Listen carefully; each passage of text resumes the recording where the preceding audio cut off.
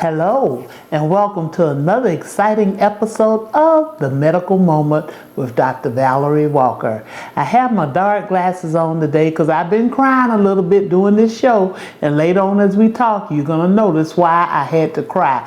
Just a little bit, shed just a few tears because this is a tearjerker, but it's a good show and it's something you need to know about. Everybody needs to know our history, and today we're going to be talking about syphilis and also what happened at Tuskegee Institute when these patients had syphilis and they remained untreated. So we're going to go through that first. I'm going to give you a little bit of story about what happened to me in medical school that is just so funny with my first cadaver who passed with tertiary syphilis, and then we'll talk about syphilis, the disease, and what it really does to the body. So let's just get cranking here. I can take my glasses off. I think the eyes are no longer red from my boo-hooing this morning. And let's just talk about the Tuskegee syphilis story. This all started back in 1932 when the United States Public Health Department drafted 399 African American males to participate in a study on syphilis.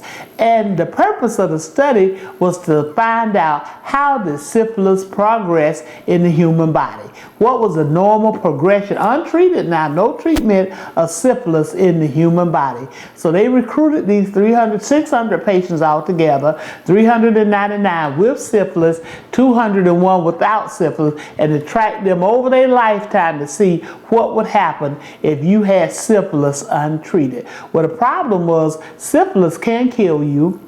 It's a systemic disease. It can get all over your body and all, but they still conducted this experiment anyway, and they did not get informed consent. You know how you go to the doctor now and everything you get done, you got to sign away your life almost, that you understand it, the risk of death, of bleeding to death, or whatever. Well, back in them days, there was no written consent. So these men signed up for this program, and they signed up for it because they was told they were being treated for quote unquote bad blood. So that's why they signed up for the study.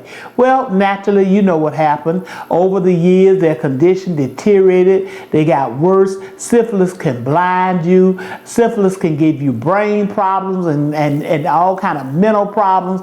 It could affect your joints. All these things happen with these men, and they documented, and they never ever treated them. Guess what? Penicillin was known as an effective treatment for syphilis in 1943. So they could have intervened and started treating these guys in 1943, but they did not. They chose to keep this experiment going untreated, and the saddest part that just makes me cry every time I think about it, and I got a little tissue that I promised everybody I was not going to cry my makeup off and look like Tammy Faye Baker. I was not going to do that today, but this is really a tearjerker. Guess what they promised them for all their troubles?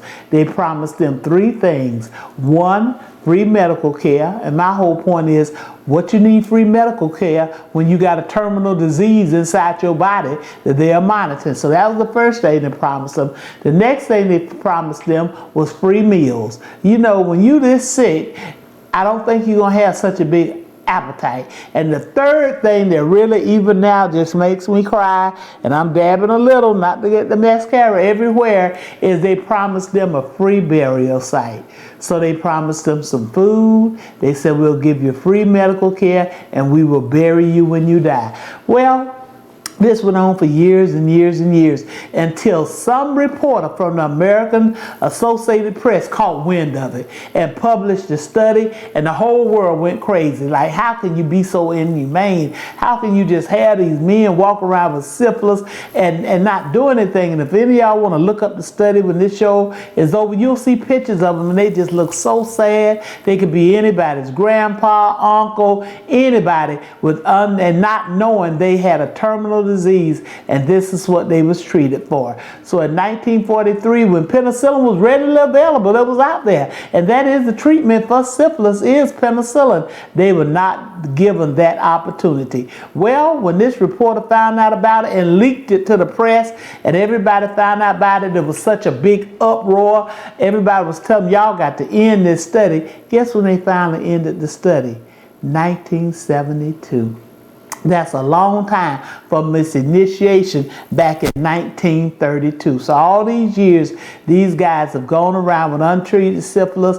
Most now are blind, crippled, amputations, heart disease, brain damage, and everything. And then read some more on it, like I said, later on, because that's it for the scope of this program today. But I just wanted to give you a quick introduction to syphilis and what it can do and its mark it has made in American history. It was very unhumane, and the committee that looked into it said that it was just purely unethical. What they did was not treat those men and watch the progression. I guess they just write down, oh, on this certain date, this patient went blind, or on this certain date, this patient had a heart attack. And that's all they did, was just documented their death from syphilis, just to see the natural progression of the disease. I could have told them way back then, the natural progression of disease is death. You're just gonna die. And that little plot of land you giving me, that does not mean a thing. So that is syphilis. And then my introduction to syphilis was medical school. Now medical school, I could do a whole show on just me and medical school. And we had to take a course in medical school called gross anatomy. And what that is that they assign to each student their own body. So when you donate your body to science, it goes to us medical students, because that's the only way we can study the anatomy is with the body. So my body name was Maybelle. I named her. Her name was Maybelle. And guess what she passed from? Tertiary syphilis, because what you're going to learn a little later when we talk about syphilis, the disease itself, because this is a two-part series, syphilis comes in stages. First stage, primary stage, second is secondary stage, and 3 is tertiary stage. Well, my cadaver passed with tertiary syphilis. So what happened, her hands were just really hooked and damaged from all those years of having syphilis.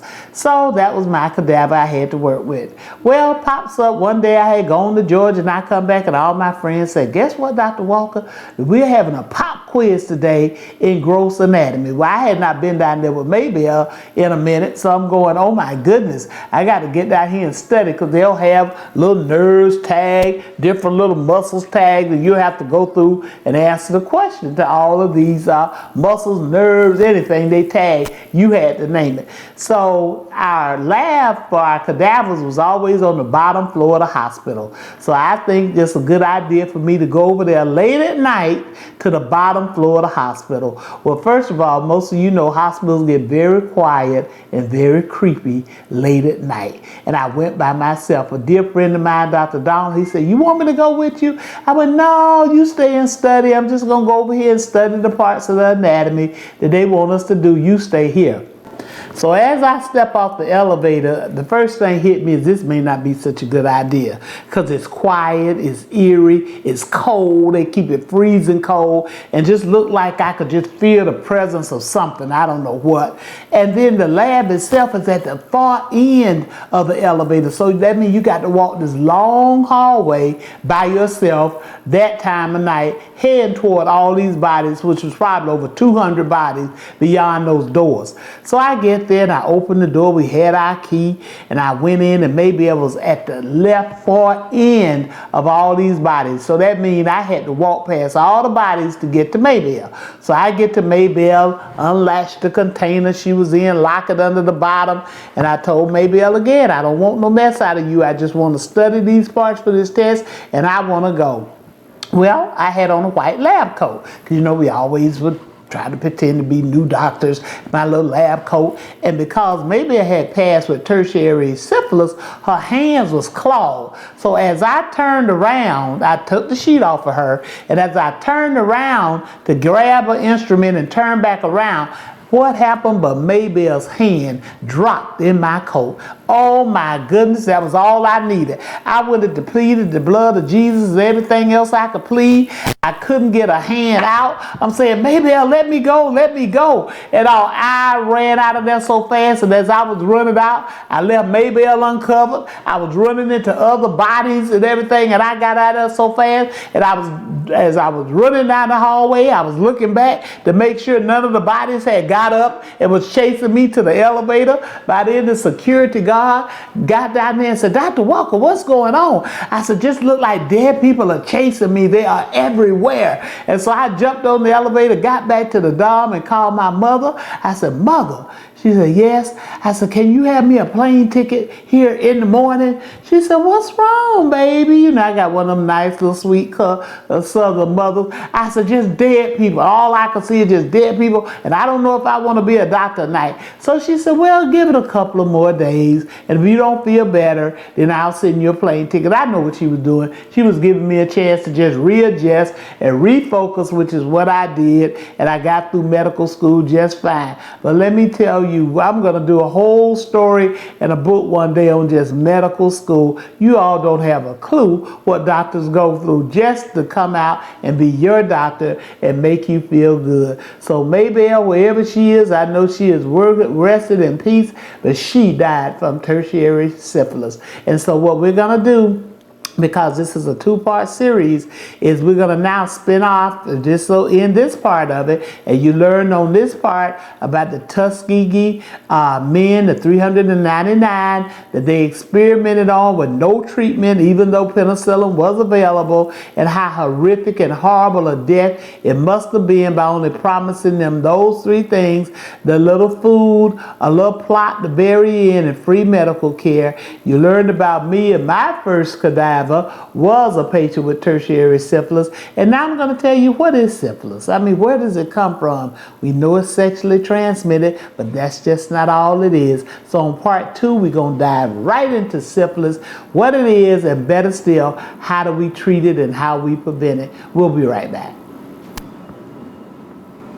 Hello, I'm Dr. Valerie Walker, and welcome to our second episode of Syphilis Part 2. So what is syphilis? Number one, syphilis is sexually transmitted, and actually we've seen over 130,000 new cases of syphilis this year alone, because guess what? It's on the rise. That's almost double what it was 5 years ago. So what has it on the rise? A lot of people said healthcare costs is not available in a lot of places, and people can't be checked and all, and we're not checking as frequently. All we do know for a fact that it is on the rise.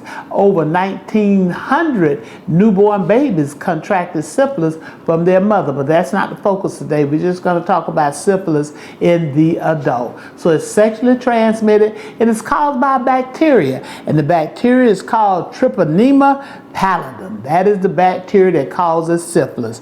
It's a systemic disease, and by systemic we mean it gets through all the systems. A lot of times we think of sexually transmitted diseases and we think it's just confined to the penis or the vagina. No, a lot of these sexually transmitted diseases can affect the entire body. So that's why when you go back and read on that experiment in Tuskegee, you'll see where people went blind, heart went bad, brain went bad, mental disorder. It affects the whole human body. So let's just talk about briefly then who's at risk to get syphilis.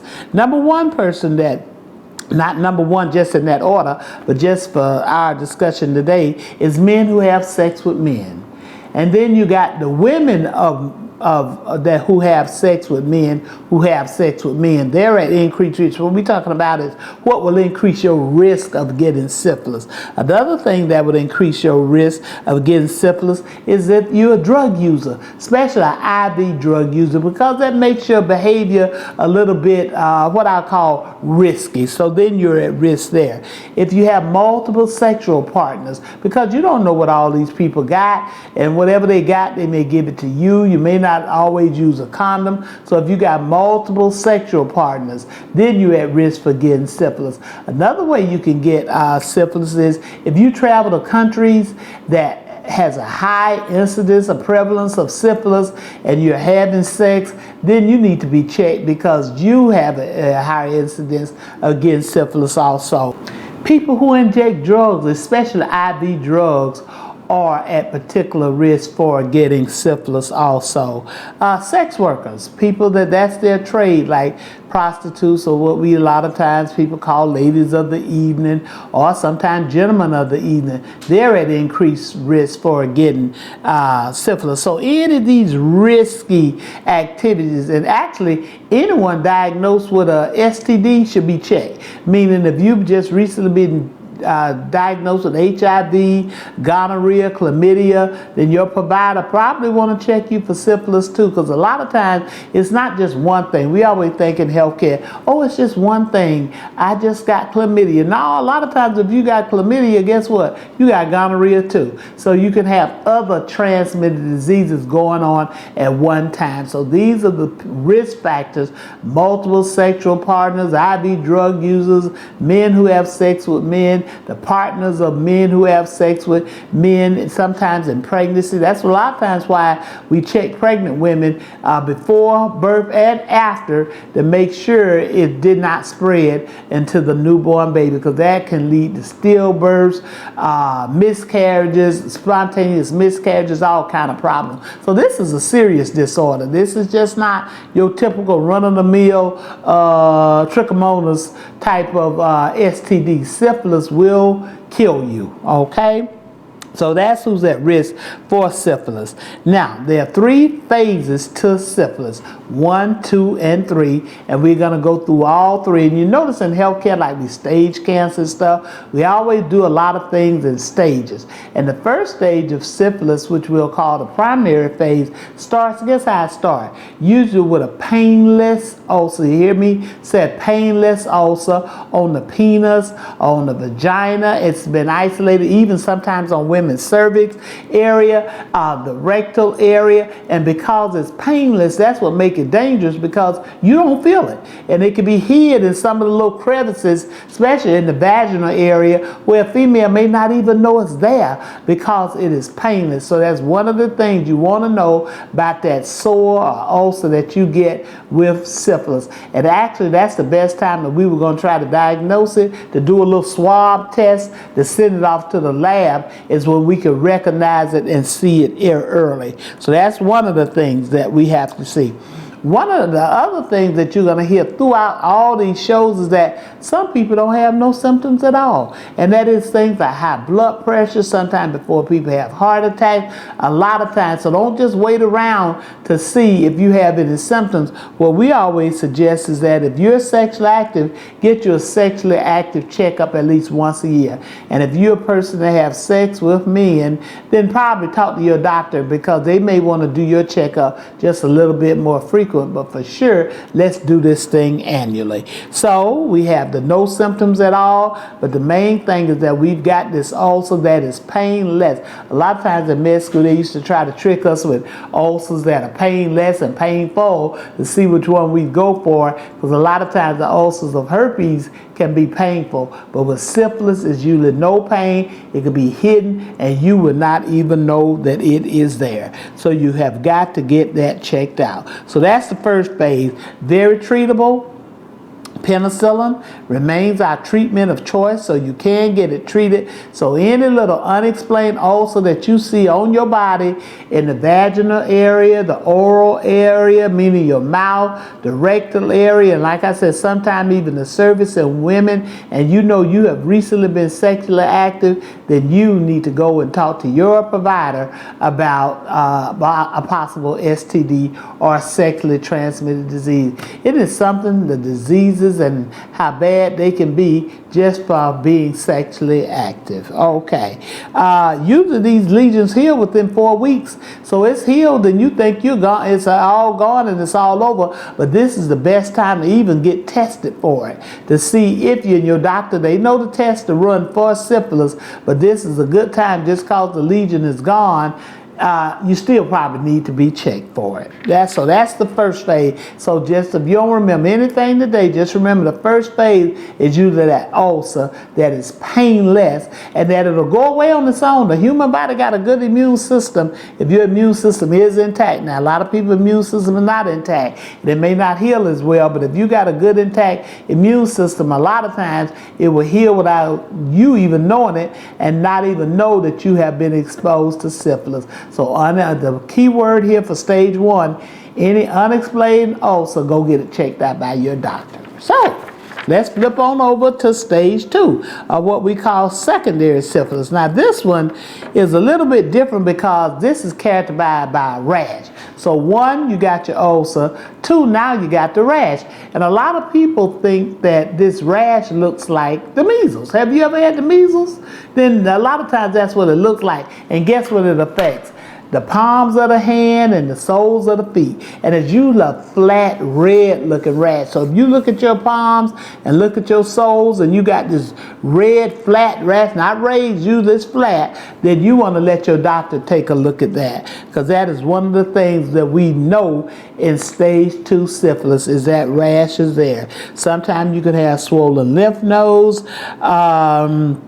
and that's a problem. Guess what? You could also lose some hair. And guess where you lose the hair from? Most of your eyebrows. So don't go around looking at everybody with no eyebrows going, We heard Dr. Walker say if you don't have no eyebrows, you probably been exposed to syphilis. No, there are many things that make people lose their hair. All we're saying is we give you just symptoms and things for you to look for you to go and talk to your doctor. We don't treat on the show. We just try to make you more aware. So if those eyebrows start coming back and you notice a rash on the palms of your hands and the soles of your feet, then you want to go and talk to your doctor about it. You can have some joint pain, just some old achy pain that you don't know where it's coming from, and just aching. Overall, you may just not feel good. And these symptoms can go on for 2 to 4 months. So syphilis, like I said, is a systemic disease. It does not go away without treatment, and it progresses. And so then we flip on down to the 3rd phase of syphilis, which is called the tertiary phase. Now we're in a little bit of trouble because the syphilis has been there, it's been lingering in your body, and guess what? In a 1/3 of the people, we diagnose tertiary syphilis 10 to 30 years later. So 10 to 30 years is almost now how they always say, oh, the chickenpox virus is lying dormant in your system. Well, guess what? Syphilis can too. And what you need to know is the primary syphilis and secondary syphilis is very, very contagious. I mean, highly contagious, but treatable. And like I told you before, it's treated with penicillin, but treatable. In stage 3 is not so highly contagious, but it's still treatable. So it's still something that you can do. Now, tertiary syphilis, it can affect the brain, it can affect the heart, but like my cadaver Maybelle, it affected her hands and had them clawed over. That's why she dipped them in my lab coat and was trying to stop me from leaving out of that lab. Oh, but your doctor was leaving out that night and was going to leave on the midnight train to Georgia had mother not intervened. So, and you wouldn't have your great doctor sitting before you here today. So this is the bad part. So all the organs can be affected. Your joints, you could go blind, just everything bad can happen to you in tertiary syphilis. But again, it's still treatable, and the drug of choice is, guess what? Still good old-fashioned penicillin. That's why a lot of times my patients come in, especially to me, and say, Dr. Walker, can you just give me a shot of penicillin? Well, for syphilis, penicillin still works. So then you ask, so what am I if I'm allergic to penicillin? We got alternatives, so talk to your doctor about that. Tell them that you are allergic to penicillin and see what are the other things they can do. But the biggest thing you want to do, always do with any STD, and I'm going to talk about that when I talk about chlamydia and gonorrhea and trichomonas and all the other things we'll be discussing on these shows, you're going to hear a recurrent theme is prevention is always better. Kind of know your partner. Know something about them. Know when the last time they had their sexual checkup. We usually recommend if you've been sexually active, get a checkup once a a year. If you're doing risky things like multiple sexual partners or sex with men, or you're the spouse of a person who has sex with men, then you may want to go more frequently. A lot of doctors like to see their patients. I see mine every 4 months. So always, information you hear here, go and check with your doctor and see how often they want you to come in. But you want to always practice safe sex. You want to use condoms. You want to use lubricants. Females, they even have condoms out for you guys that you can use. But know your partner. Know what you're doing. Don't practice the risky behavior. Make sure you always get your checkups, and do know that there is a treatment so you don't progress from stage 1. See, everything in medicine, we try to catch it when it's stage 1. That's when it's most treatable, and we can do the best we can and not let it progress to stage 2 and 3, because that's when, especially at 3 for syphilis, that's when things have really gone bad. Even though we can treat it, a lot of the stuff that happens to you, like the brain damage, the heart damage and all, we can't reverse it once it gets to stage 3. But there is a treatment, and it is old-fashioned penicillin. So let's just practice some prevention. Let's be cautious of who we see and who we sleep with and all, and realize these STDs haven't gone anywhere. In fact, the incidence of syphilis is rising, because I know you don't hear a lot about it anymore, but it's out there and it's getting bad. So what I would like you to do is just keep your health first. Keep tuning in. I'm not going to boo-hoo anymore doing the show. That's the end of my The doctor is crying and all. It's because it was just so sad what happened to those guys. And we will see you next time on another exciting episode of The Medical Moment.